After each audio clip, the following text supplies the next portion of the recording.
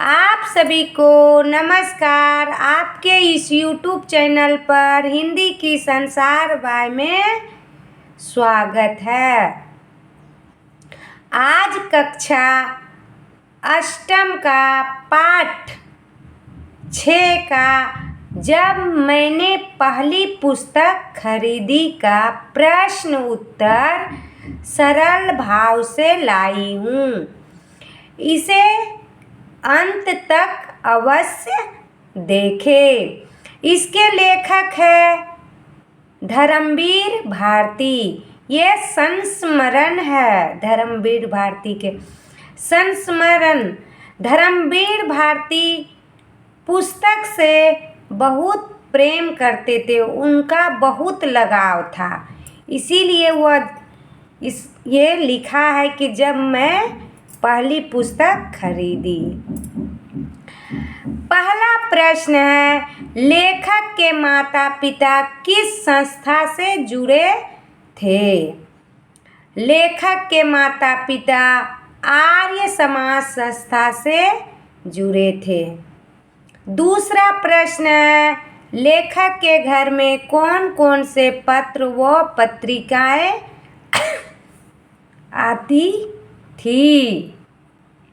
लेखक के घर में बाल सखा, सबसे पहले लेखक के लिए बाल सखा पत्रिकाएं, सरस्वती, आर्यमित्र, सत्य प्रकाश और वेदोदय यह जैसे पत्र पत्रिकाएं आती थी। तीसरा प्रश्न है, लेखक ने स्वामी दयानंद जी के विषय में क्या लिखा है? लेखक ने लिखा है कि स्वामी दयानंद सामाजिक कुरीतियों और पाखंडों के खिलाफ साहस दिखाने वाले व्यक्ति थे। समाज में जो कुरीतियाँ होती थी उसके खिलाफ वह लड़ाई किए थे दयानंद सरस्वती जी। चौथा प्रश्न है, लेखक को इनाम के रूप में क्या मिला और उसका इनके जीवन पर क्या प्रभाव पड़ा? लेखक को स्कूल में अच्छे अंक लाने पर इनाम के रूप में 2 पुस्तकें मिली। इन पुस्तकों ने लेखक के भीतर पढ़ने की ऐसी तीव्र ललक जगाई कि वे आगे चलकर एक बहुत बड़े पाठक और लेखक बन गए।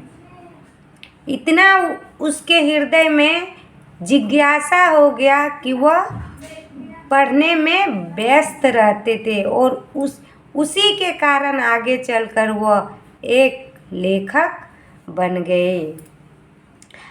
पांचवा प्रश्न है, देवदास फिल्म का गाना गाते समय लेखक की आंखों में आंसू क्यों आ जाते थे? जब लेखक दुखों के दिन बीतत नहीं गाना गाते थे तो उन्हें अपनी पारिवारिक गरीबी, आर्थिक तंगी और अभाव का एक एहसास होने लगता था, जिसके कारण उनकी आंखों में आंसू आ जाते थे। छठा प्रश्न है, लेखक की निजी लाइब्रेरी की पहली पुस्तक कौन सी थी? लेखक की निजी लाइब्रेरी की पहली पुस्तक शरत चंद्र चट्टोपाध्याय द्वारा लिखित देवदास थी, जिसे उन्होंने मां से मिली पैसों से फिल्म देखने के बजाय खरीदा था।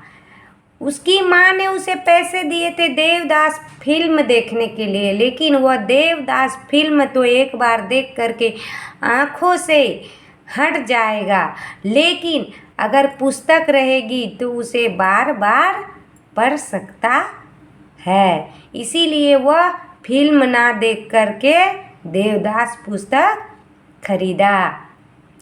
तो आप लोगों को कैसा लगा 8 क्लास का प्रश्न उत्तर सरल भाव से आप कमेंट बॉक्स में अवश्य कहें और सब्सक्राइब अवश्य करें।